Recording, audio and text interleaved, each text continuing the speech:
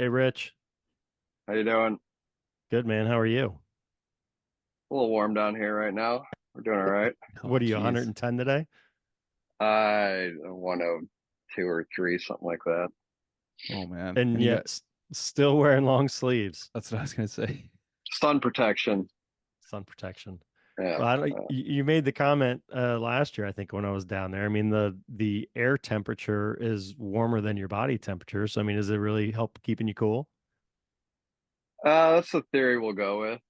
It's just keeping the sun off the skin helps a lot. And I don't know, hot's hot. Doesn't matter what clothing you have on. That's a classic superintendent move, though. It'll be like 3 o'clock in the afternoon. Everybody's dying of heat, and the super will have a jacket on or a sweater on or something. Like, Well, I got guys that wear hooded sweatshirts in the morning and it's 85 degrees out, and I don't know how they do it, but yeah. That's quite the contrast from San Diego, right there on the Pacific. What do you think? What's been that transition for you, man? Yeah, I may have overcorrected on the weather a little bit, but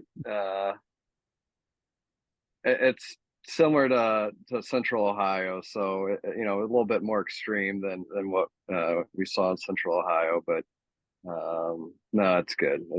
It's challenging, which is what I was looking for. More challenging agronomic region than San Diego was. So, like I said, I may have overcorrected a little bit, but it's good.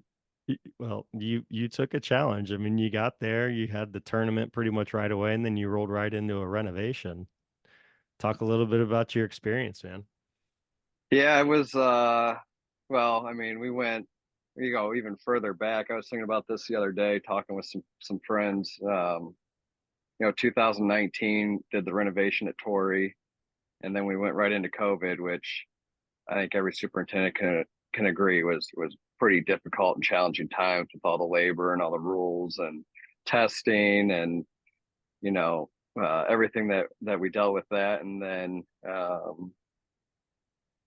trying to go through tournaments with that, and then right into a U.S. Open, and then leaving Torrey shortly after the U.S. Open to come here to Colonial, and um, thrown right into a project.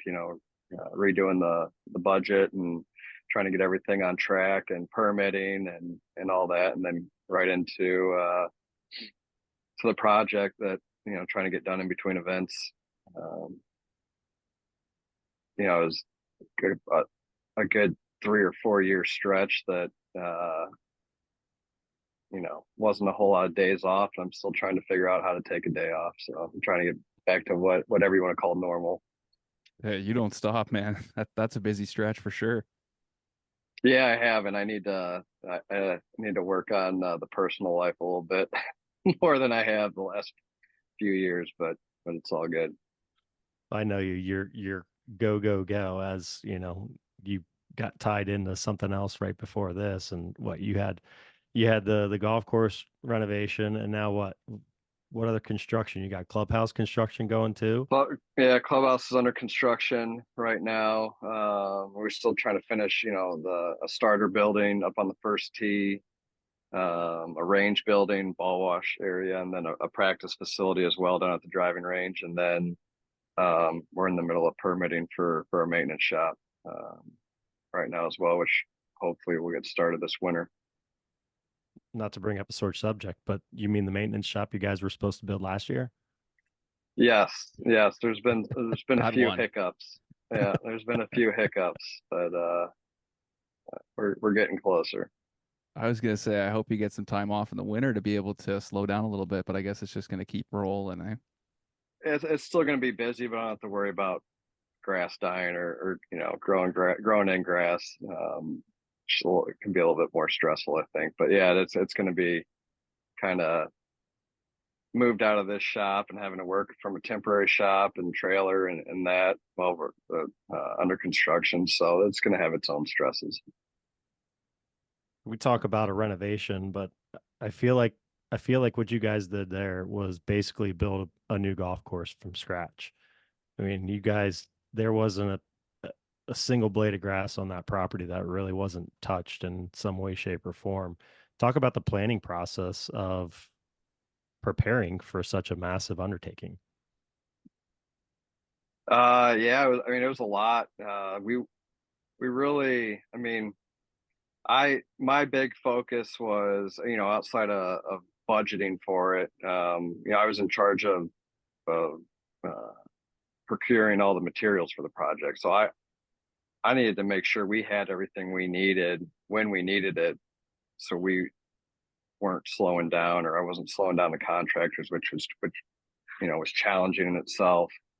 Um, and I think the biggest thing was just putting a good team in place. I mean, with Labar and Heritage and some of our other general contractors, and Mike Kuhn is our irrigation designer. I mean, it was putting a great team together, and it helped me kind of relieved a little bit of stress in some of those areas. And even Caveman Construction with Josh McFadden, who was on site the whole time. I mean, I don't know that we could have put together a better team. We worked very well together, and I mean, any project of this scale is challenging and stressful, and there's some difficult conversations. But overall, it went very smooth, and I think a lot of that was making sure that we tried to plan and cover for everything that we thought might come up. And there were areas that we didn't really know exactly what we were going to do. And it was just being able to be flexible and pivot when needed to, and make sure we had what we needed to when we needed it. And you had to really be on top of it and make sure there were no delays because you had a window of basically 11 months and 30 days or something because you had this PGA Tour event you had to be ready for. What kind of added stress does that bring in? Yeah, I mean, it's a hard deadline. I mean, it's not, hey, we have some weather days, we need to push it out. It's You're on TV with best players in the world coming to town to play a golf course. It wasn't there were no there's no room for error or mistakes. Big mistakes, I should say, time consuming mistakes. So there were sometimes during the summer we hit periods where we're counting the days left that we have. And I think you're doing 115 to 120 acres of sod, and you're putting down 10 to 12 trucks a day. So you're counting out, I mean, it was over 600 trucks of sod, and you're counting out the days to your deadline for sod, so you can get it grown in as much as possible before winter gets here and it goes dormant and the Bermuda stops growing. And there there's some times during that June, July, where we had to push pretty hard, and you know take a risk, take on more sod than we thought we could put down, and work through it. But you couldn't be conservative at certain times during the project because you just had to go. You guys went pretty hard. I don't know how far you can go into this, but things with like hydro seeding and having sub-air systems under the greens, like this is a new renovation. You want to have the course as fresh as you can for a long time. Was there anything else you guys kind of went into or did to the course you thought was kind of nice, new, and state of the art? Yeah, I think especially with our climate down here and the extreme weather we have, the hydronics we put in the green is a new tool that, I mean, some guys have been using it for a while. Some of the clubs that have had it for a while, but it's relatively still a new tool for a lot of people. And um, really going through that installation uh, and all that infrastructure was new and different, and they're kind of learned as you go. And there were some resources. You talked to some other people that were doing it or that had done it that helped. But um, it's one of those things, if you haven't done it or you don't know what you're doing exactly, there's a little bit of a learning curve. But again, great contractors. Mike Kuhn helped out a lot in that. Labar had done it at previous construction, the crew that we had here. So that helped tremendously. But that was a big one that's new, that's helping us right now. I mean, our soil temps right now are mid 70s to low 80s, depending on where the green sits. And we're 103 degrees outside, so we're seeing a significant effect from those units that are helping us through summer. And I was telling someone, yeah, I still worry about grass dying in this heat, but I'm not worried about that as much as I am about these cooling units staying on. So it's kind of just the stress has transitioned from one thing to another, and I don't know that that'll ever change. There'll always be something, right? But that was something that was different. And then really working with the Army Corps and for in an environment that was dictated by the Army Corps, and trying to redo some of the big drainage areas on our property. We have TCU, Texas Christian University, sits above us, and their pretty much entire campus drains down through our property. And they've increased the size of their campus and the hardscape. So we have a lot more water moving through our property a lot quicker than it ever used to. So it was upgrading that infrastructure and trying to reduce the frequency of flooding on our property that we saw prior to the project. Yeah, it was pretty impressive to be a part of. I appreciate the opportunity to help kind of document all that. And I think the one thing that we do need to mention, as you were talking about the hydronics on the greens, is you have bent grass greens in Texas with these extreme temperatures. I mean, that's a challenge in and of itself, right? Yeah, and that was a big question. I mean, and here, even before I got here, do you go Bermuda or bent grass? And when I got here, I didn't really, in my opinion, there wasn't a question. I mean, this club was started by Mr. Leonard because he wanted to bring bent grass greens to Texas. So it's a very important part of our history and the legacy of the club that I didn't feel you could change. And I think with some of the new technology like hydronics and the new bent grass varieties that are out there, I felt that we could be successful with bent grass down here still, and kind of create a good putting surface and playing conditions throughout the entire year.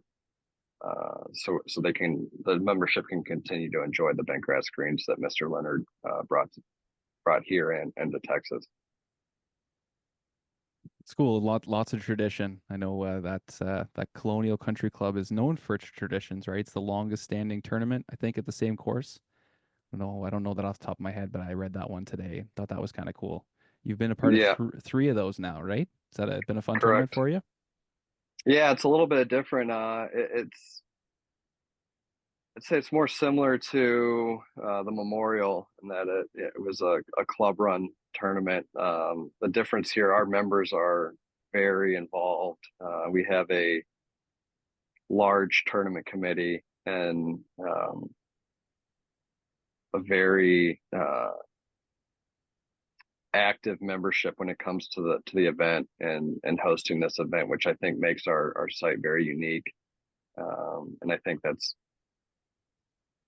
something that the players don't see very often on tour that makes us unique. But yeah, there's membership takes a lot of pride in the tournament, and I think it's something that I haven't experienced at some other sites that adds another element to it. When's the last time you had a year where you didn't host a tournament? Oh, good one. Never. I mean, I I was, think I've I been. was gonna I mean, say, thinking of all your stuff. my first year or two in the end before I started working at Muirfield. I mean, I don't know anything different. I mean, it was after the U.S. Open at Torrey, it was kind of the question was, what's out there? What do I want to do? And I was almost afraid not to have a tournament. I just don't know anything different. And you don't know how to sit still, so you need that. Yeah, yeah. We'll see if that ever happens. Well, Turf Today is sponsored by Toro. And did you know that Toro has a full line of work vehicles? Whether you're hauling materials, towing equipment, or shuttling VIPs, Toro has a vehicle for you. Their Workman series is your go-to for power and payload capacity, and the Vista series is perfect for guest transportation. They also have a super comfortable ride. Plus, Toro has tons of options to customize your work vehicles, including all electric models. So check that all out at toro.com. I was going to say a lot of great stuff we could get into, with 2021 US Open and stuff. But, for our listeners and our community and stuff, we'd love to learn more about you and your upbringing, how you got into this industry, and kind of how you became the man and superintendent you are today. Yeah, I mean, I grew up just outside of Cleveland.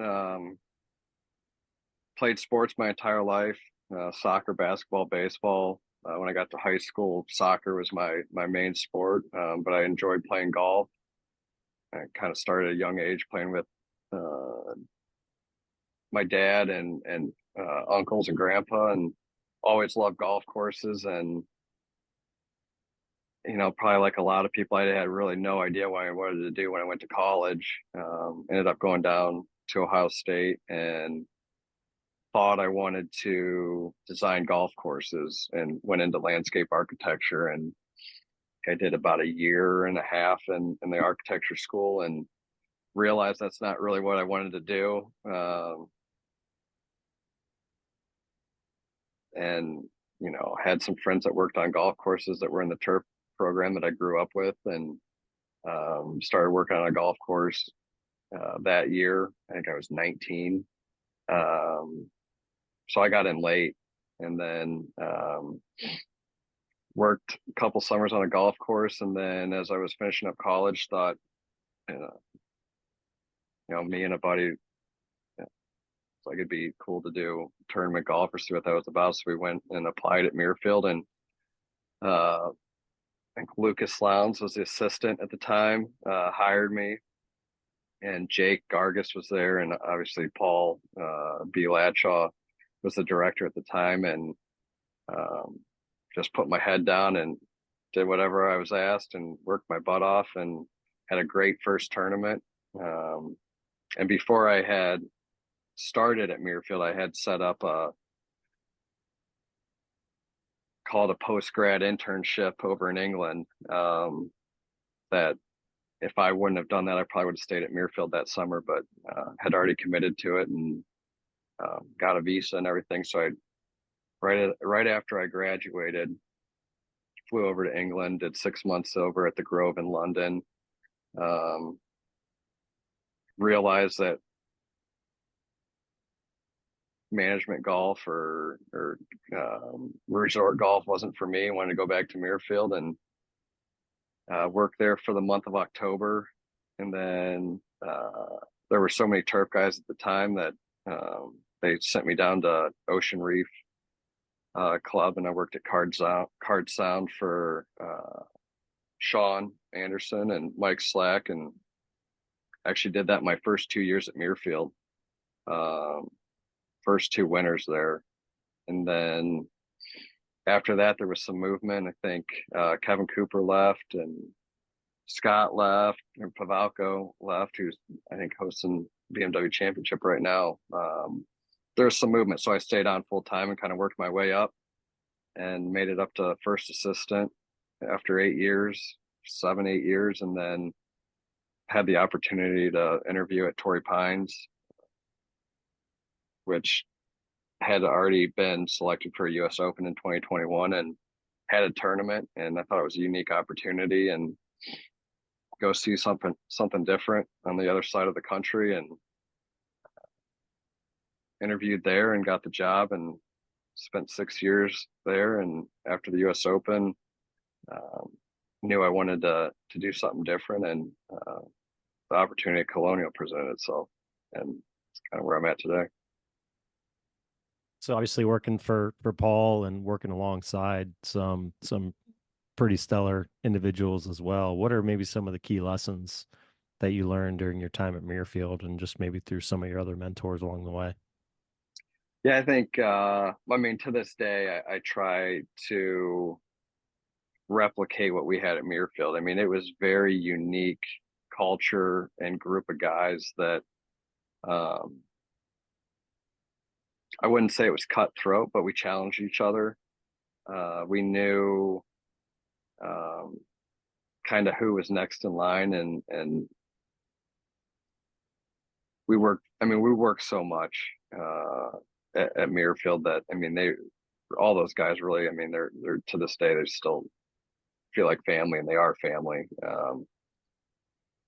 But as much as we worked, we had a lot of fun and enjoyed what we did, and it's just head down, hard work,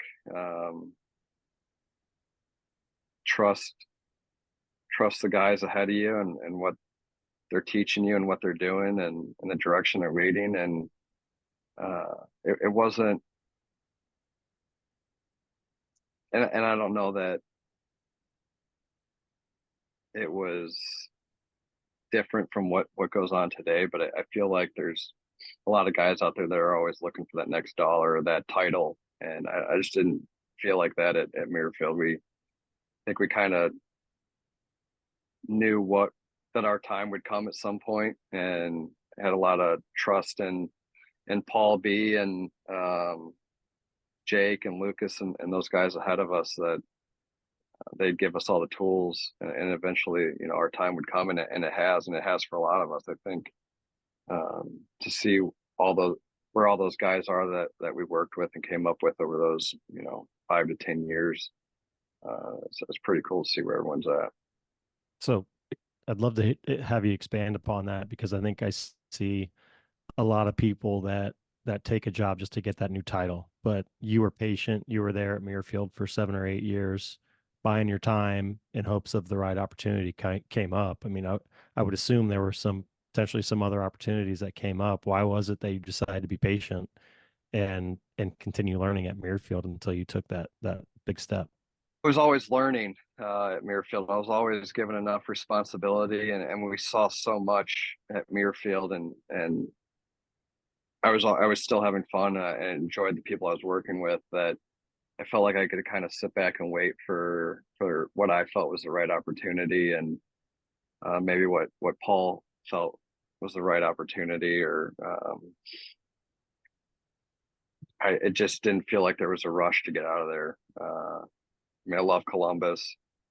Love the guys I was working with. We had a great staff and culture, and just didn't feel like you needed to rush anything, and wanted to make sure that the next move was the right move. And I think I try and tell my guys this now: it's, you need to make sure that your next move is going to set you up to make that next move, and progress, and hope that you're not taking a step back, if that's where you want to be. I think that's the biggest thing. You kind of need to know where you want to be and what level you want to be at, and make sure that initial opportunities allow you to be another avenue or gateway into a bigger or same level, if not higher, opportunity down the road, and trying to look forward instead of being short-sighted. And I think that can be challenging. I think you can get caught up, and I think you go through tough summers everywhere, and you tend to kind of get stuck at your golf course. You don't know, you see all your issues at your golf course, but you don't really understand or know what other people are going through, and it can beat you down. But I think, we had a great group of guys that kept it light and screwed around, and gave each other enough crap that we had enough fun there, and I just didn't feel like I was pressured to get out of there, which was great. What have you taken from there now, being you're now the coach, or you're now kind of the mentor at the golf course? So what have you taken from those guys and Muirfield that you're now applying with your assistants and your guys that are training? Yeah, it's been challenging because we haven't. I think we're just now getting to a point where we can kind of take a breath and focus on culture. And I saw something the other day, and it was a quote or a story about Chick-fil-A and how, um, they went from they tried to instill the culture of always saying my pleasure, and trying to get all of the chains and Chick-fil-A and all the different locations to make sure that was said constantly and all the time. And I think it said it took 6 to 8 years. So it's even as good of a corporation or business model as Chick-fil-A is, it still takes time to develop and build that culture. So I have I'm a very impatient person, and it's one of my weaknesses. And um, trying to make sure that, I want to build that culture right now. But it's going to take time. It's going to take time to get people in the place. And I think it's getting your assistants to buy in. And then also, I mean, they're the ones that are leading and coaching the staff. So trying instilling those same ideals and types of things in them to pass down to the staff, to start building that culture. And it's not easy. I mean, I'm starting to focus on it a little bit more now because we're kind of through some of the big heavy lifting, but there's some growing pains, and there's some staff issues that you're going to need to go through. And we may have a little bit more work that we need to take on to kind of get through some of those staff issues. And I think I'm more worried or concerned or focused on making sure we have the right people and not just enough people. So does that mean, hiring and letting go some people that are issues and making sure you maintain that culture? It's what we have to do. And like I said, we might have to roll greens, mow greens, or pick up some of the slack during certain times of the year. But I think it's better for our staff, and it's better for the culture here, to kind of struggle through some of those issues rather than just making sure we have bodies here to do the work. How much of that process of building culture, I guess, showcasing or showing what you want your team to be, how much of that is sending them over to out to your friends for them to volunteer at tournaments and kind of get a feel for what that environment's like at a high level? Yeah, no, I mean, that's huge, and fortunate to have the ability to do that. I mean, you can sit here and preach and talk about uh, a lot of those things that we feel are important to our culture. And I think that just kind of reaffirms some of the things that we talk about, and they see it's different different groups and different cultures and different staffs and different guys, in the network that are putting out at the same level that we want to, or that we are. One gives them a little bit of motivation after they're visiting those places, and it helps to build their network, um, and also know that there's a lot of other people in the turf industry out there trying to achieve the same things that we all are. How much you rattled off a bunch of names, guys that you work with, and obviously I know a lot of the people that you're friends with and connected with. How much are you all talking to those guys? How much are you on the phone, whether texting or chatting with some of your peers? Every day. It was a little challenging when I was on the West Coast, and there was a huge time difference with a lot of guys. And I'd get text or phone calls at 2 or 3 in the morning when they're getting their staff going, and it's convenient for them. And I'd probably be sending them texts and calling them when it was 8 or 9 o'clock on their time too. So it went both ways, but it was a little bit more challenging out there. But I really try to work hard on staying in touch and talking to everyone. And I mean, I was out at Castle Pines, visiting Scott this past weekend, and we'll talk here and there, but I hadn't seen Scott in 8 years at his golf course, maybe longer. We would catch up during the GCSA or GIS show. But it was good to go visit him and see his golf course and kind of catch up, and reminisce about the times at Muirfield. And Yeah, it's great to support friends and peers and going through, their events. So I went and visited Phil for the junior AM. First time, second time I've been up to Oakland Hills, but um, no, I try. I have probably a small group that I talk to every day, but I try and reach out or keep in touch with guys on a weekly basis. It helps just to kind of talk through some of the issues that you're going through, and also know that everyone else is going through the same issues. So yeah, I think it's extremely important to keep in touch with all those guys. What about school? Like you went to Ohio State, so do you stay in touch with the international stud? Who's that? Mike O'Keefe, the international stud. You have to Yeah, listen to no, the yeah, I the miss episode that. we Miss did with that. him. Yeah. I see him every once in a while, but no, it's not on my contact list at the moment. What about you two guys? You're both Ohio boys. Your field connection. You must know you've known each other for a while.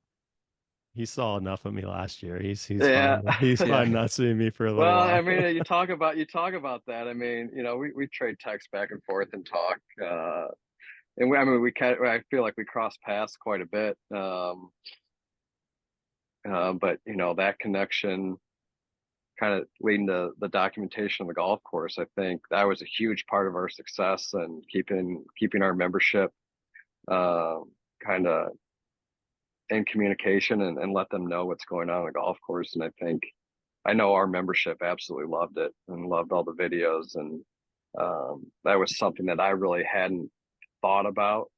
And I think when we talked, it was come out every like maybe 3 weeks to a month, and then that first video went out, and 4 days later is when's the next video coming out. So I think we were almost on a every week or 2 week visit from you, Yeah, it was just to after keep.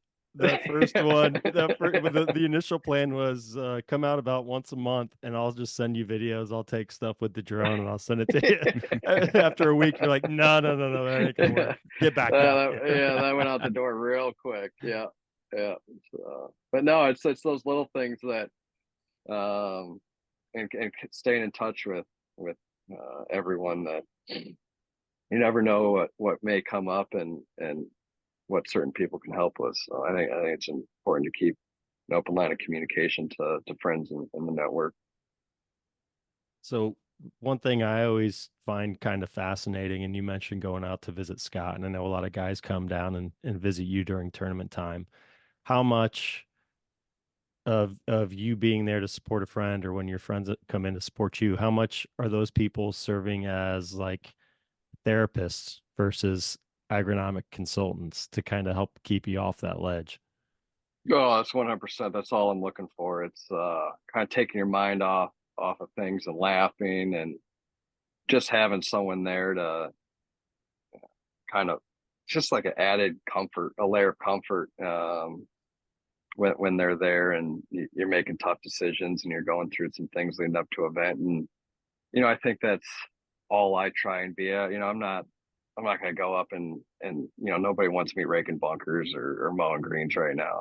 It's been a while, a little rusty, but try and be there for support, and whatever, if it's running simple errands, just to take some small things off the list, or just anything I can do that can free them up and just have a laugh and help with whatever I can, and just support. Have someone there to bring you an Americano with six pumps every morning. That helps. Yeah, Nice. yeah. That's a bad problem. I'm having a tough time kicking right now. I blame you and Tom for that one. Yeah, yeah, we certainly were enablers. Yeah. You said one of the more poignant things, and something I'll never forget when it comes to leadership. And I'd love for you to expand upon it. I think the first tournament that I was at with you at Colonial, I made the comment to you like you've got so much going on, yet you're not showing any signs of stress with your team or with anyone. Obviously, you're exceptional at what you do, so you've got things under control. But you made the statement of when you show signs of stress, that's when mistakes happen. I'd love for you to kind of expand upon that a little bit and maybe tell us where you learned that, how you learned that. Yeah, I don't know. I don't know if it was yeah, a big fan, I try and obviously sports is a big part of my life.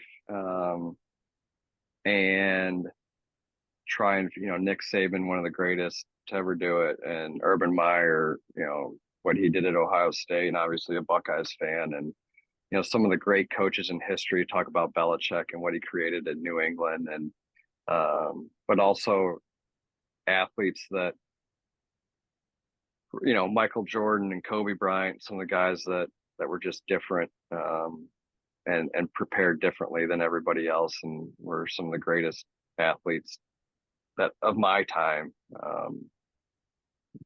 And I don't know where it exactly came from, but maybe leadership books or videos or whatever. I don't read a whole lot of those, or haven't lately with everything that's been going on. But I think it hit home enough to kind of affect me. But your staff is going to feed off of your energy, and I think if you're freaking out and you're yelling and you feel they see you kind of things are falling apart, they're going to have the same energy, and chaos is going to ensue. And so I think over the years I've become very good at compartmentalizing stress, so I can kind of tuck it away, and I try not to let I can let my emotions leave my or show on my sleeve. But I think during some very stressful times and important times, acting calm and collected, and uh, act like you know what you're doing, and even if you don't, and there's some issues going on, but you can't let that show because your staff's going to react to that. And uh, I think it's not a laid back feeling, but it's a calmer feeling when I, I don't care how many times you've done it. Sundays and Mondays are chaos leading into the event. It's volunteers showing up on Sunday, and everyone's really first morning out on Monday. Um, but I think people feed off the way you act, and the energy you have, um, and you're trying to relieve that stress from your guys, because the more stressed they are, the bigger opportunity is there is for mistakes. I think that's a big part. You want to make sure your guys are rested going in. It's one of the most important times of the year. You're showing off your golf course to the entire world, and you got guys coming in, best players in the world coming to play your property, and there's a lot to do, but making sure guys are rested and on top of their games to try and reduce those mistakes as well. But also putting them in an environment where uh, they don't feel like if they're going to make a mistake, it's the end of the world. And I just feel like they're not afraid. They feel more confident and what they're doing. I think that tends to kind of reduce mistakes from my experiences. So I think it's no matter what's going on, and it's control what you could, control the controllables. You can't get stressed out and worried about weather. You can't control it. That's just how you react to it and how you handle it. And I think that's helped me out a lot as well, as not stressing out over the things that you can't control, but knowing that they may happen. And what did Paul always say? Plan for the worst, hope for the best, something along those lines. Make sure that you have all angles covered, and what could go wrong will go wrong. It always does. But it's all about how you react to it and how you manage it. Well, speaking of managing it, once you leave the golf course and you're home or you're away from the golf course, people talk a lot about that work-life balance, and obviously you're a very busy guy. You got a lot going on. So what does that look like for you, and what do you do to grab a few minutes to kind of have that alone time and that time to yourself? Yeah, I don't know. I don't know. Work life balance is a trigger word for me. I Yeah, it's a tough one for the it's superintendents. it's different for everyone, right? I mean, some people enjoy taking weekends off, and I think it's different for everyone. I enjoy what I do and I enjoy being at work. So I'm probably heavier on the work side than I am the life side, and that's what I enjoy to do right now. And um, I don't think that makes me better or worse than anyone. I think that's just what fits for me. And I when I do have time off, I like to spend it with friends. And you know, I always joke with people that my vacations are to friends' golf courses, and I never really get away. But I like seeing those friends and seeing their golf courses and seeing different parts of the country, and helps keep me motivated. And I need to take a vacation, a real vacation. But I'll get there at some point. And I think just really trying to decompress from the day when I get home. Sometimes it's a glass of bourbon, sometimes it's not. Sometimes it's a lot of water and Pedialyte to rehydrate from a 105-degree day. But it's uh, just watching sports and kind of quiet time, shutting the phone and text messages off for a little bit, or maybe it's talking to friends and catching up with people. But um, yeah, I guess 4 years of hustle and bustle, 5 years, whatever it is, I probably need to find a hobby again and start relieving stress and through different avenues than I have been. I'm not going to hold my breath until you take another vacation. So, but I do know, like you mentioned, you like to get out and you like to see other guys' courses, and I know you like to play a little bit still. I'm kind of curious, how many times have you played your new golf course? Zero. I haven't No. been out there yet.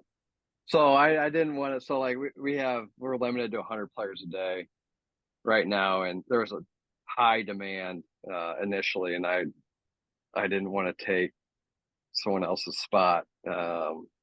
And then now I call myself a fair weather golfer. If it's not between 70 and 90 degrees, I don't really want to, or and the sun's out, I don't really want to play golf. So I know that one round at LA was the anomaly when it rained all day. But Yeah, it it's a kind of had hundred, it's to. a You can't hundred. pass it that.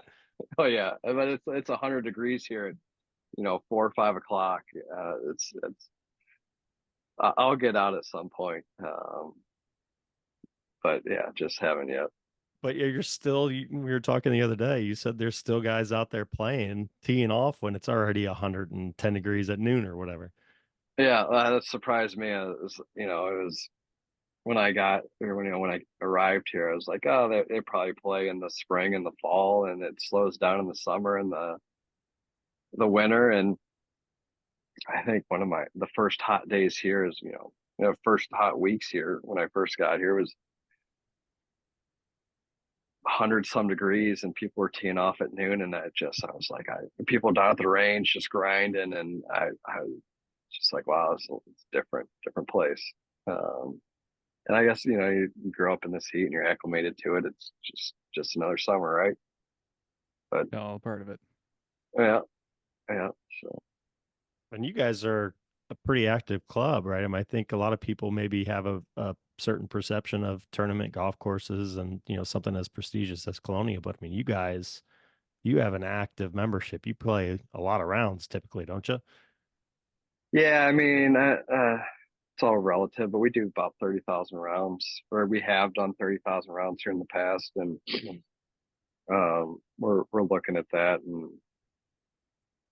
what we do. And it's not like we're trying to limit play, but just making sure that we protect the investment and maintain great conditions. And I think overall it's um, increasing and maximizing the membership experience when you do come here. No one wants. We have a strict 4 hour round. Um, if you play in over 4 hours, it's a letter.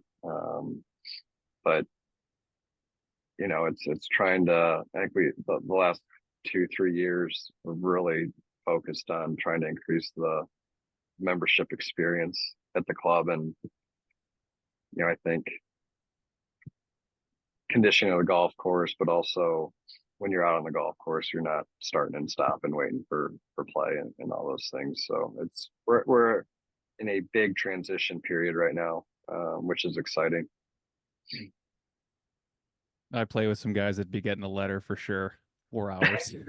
I Yeah. love that. I love the do better letters. I love them. That's so Well, funny.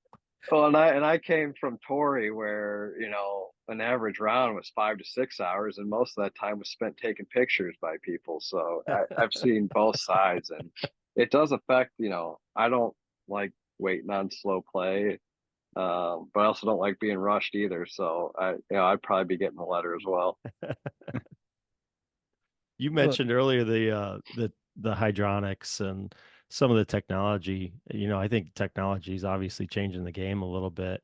How much do you rely on technology versus your feel, and what do you think are some of the more exciting new tools that are coming into the industry?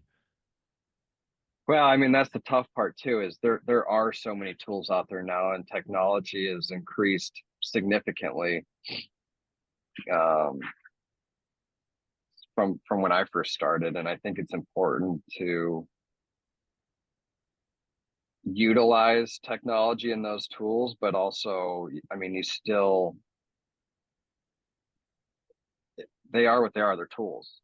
And you need to use them as tools, and you can't rely on them you need to take all that information, be able to decipher that information, but you need to understand how grass grows and what affects, you know, grass and all those things to be able to utilize those tools. I can't, send tissue tests and soil tests away and see deficiencies and just go out and apply or back off. Those tests are tests, and they're used as tools. They don't know that you may have a tournament next week, or what's going on at the golf course, what the weather's like.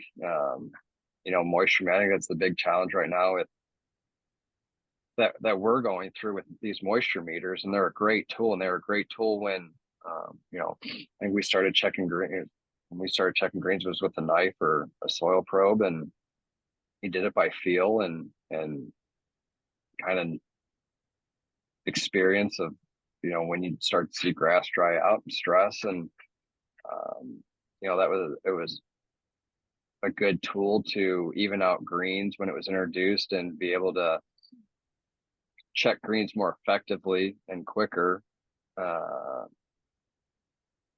But now I think that it's kind of switched over to we're relying on those and the numbers that they see to water, and not using their eyes or their the feel of moisture, taking a plug out to see does that low number really equate to a low number or reduced moisture. I mean, it's a challenge trying to teach guys that are coming into the industry, or with all this new technology, and trying to teach them the basics that we learned, or the way we learned to grow grass. I think when you rely on technology, or that's all you look at, you can kind of get caught up in it. And we're as superintendents, we overthink everything, and I think you almost have information overload, and you can get caught up in all that information and kind of overthink things. And I think it's important to kind of realize that's going on, and take a step back, and just get back to the basics and simplify things as well. So there is a lot of great technology, and it's evolving, but you got to understand what that technology means and how it works for your property. And I think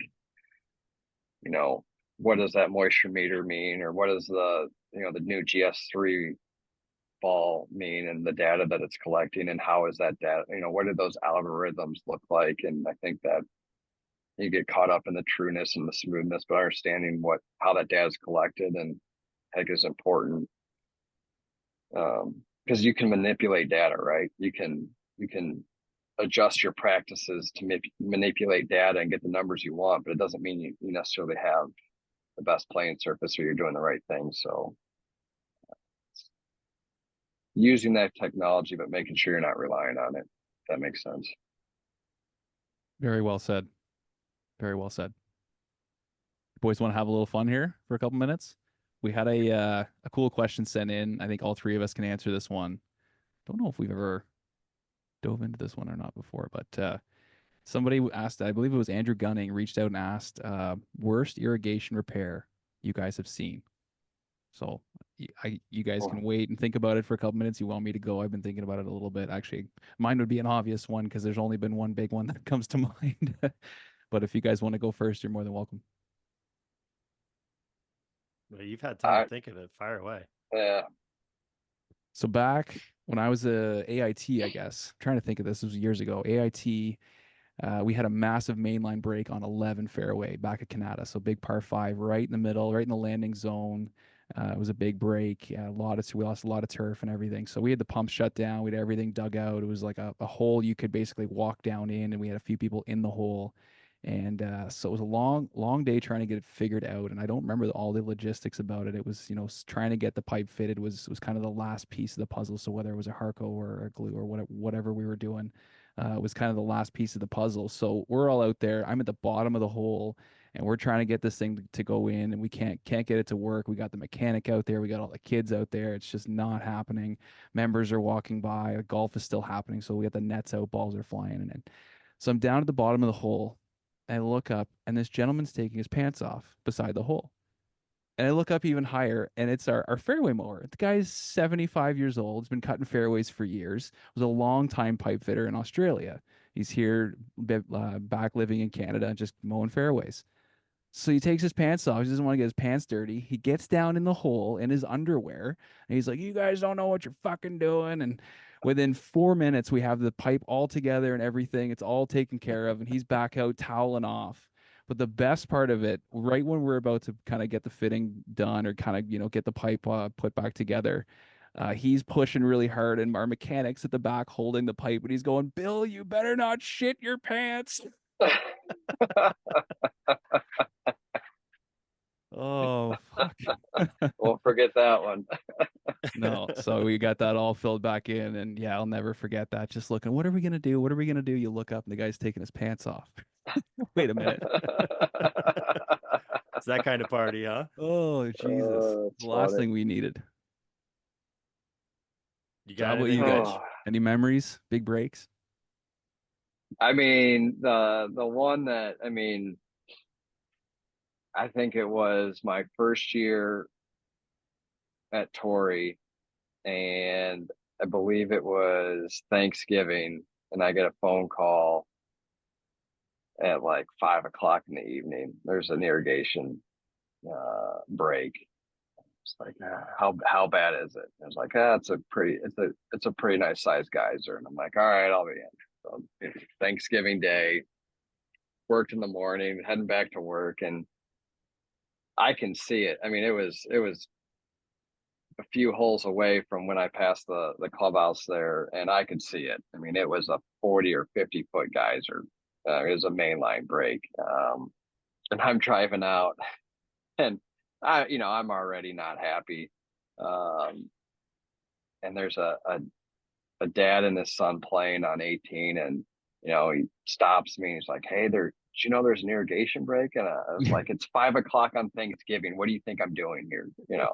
Might not the nicest answer, but yeah, no, it was a 40 foot geyser, and I mean that system was so old that mainline valves didn't work, isolation valves weren't working. So I probably spent 3 hours just trying to find valves that worked so I could isolate it and shut it down. And um, I mean, it didn't blow anything out. It was in a good area per se, but I remember coming in the next day, and I looked at my two irrigation guys who were great.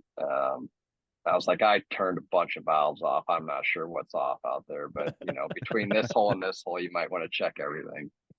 Um, there it wasn't. I wouldn't say it was the worst one I've ever dealt with, but it was an interesting one that I won't forget. That'd be memorable. Just driving to the course, going, "Where is it? Where is it?" Oh, there it is. Yeah, see it. Yeah.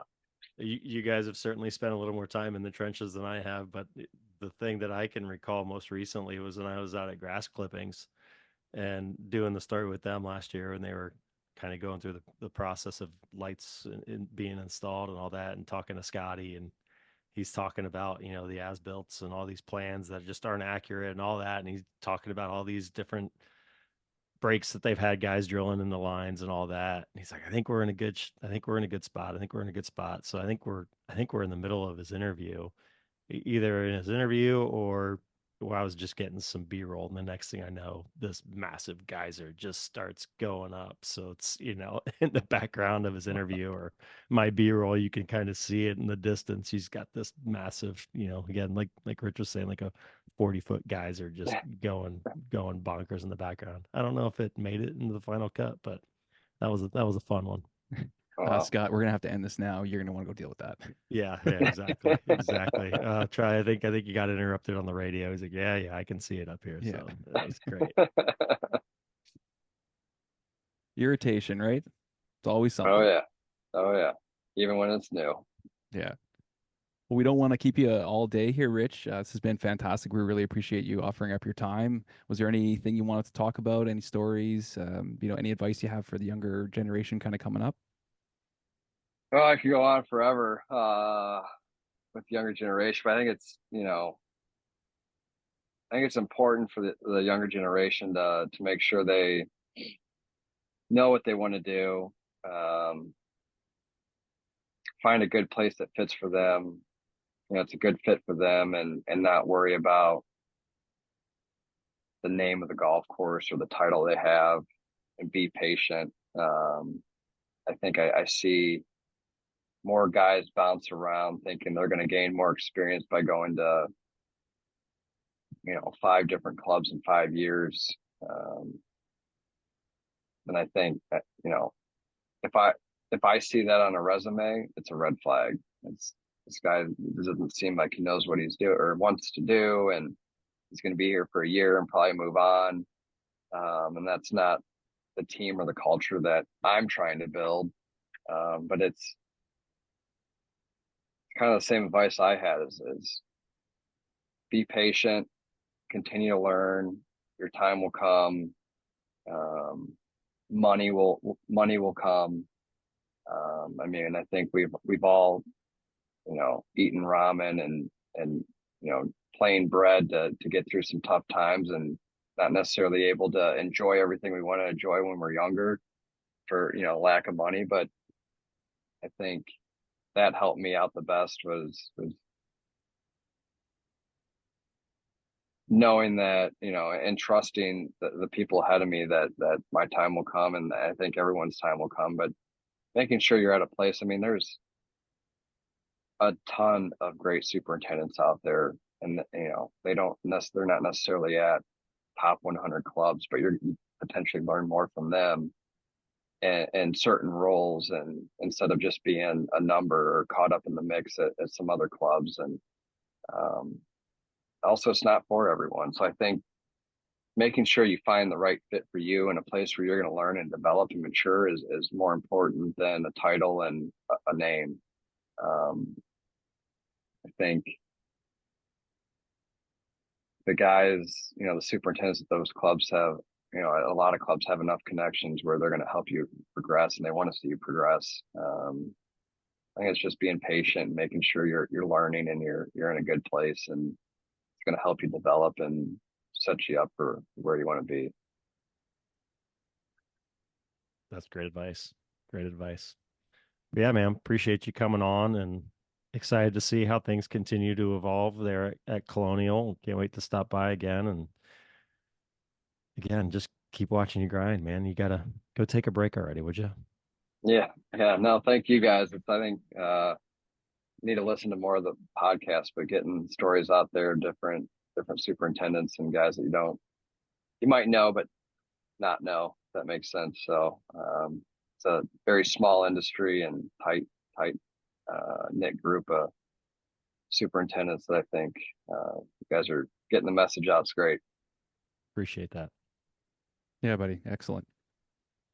Awesome. Well, Rich, thanks so much. Appreciate you coming on, and I'll catch you not this trip down to Dallas, but I'm gonna make sure I plan a couple extra days. Go meet you up there and grab a glass of bourbon. Yeah, there we go. Sounds Awesome. good. Thank you guys. Awesome. Appreciate it. Awesome. Well, take Hey, care, thanks, Rich. I really Rich. appreciate it. Talk Take soon. care.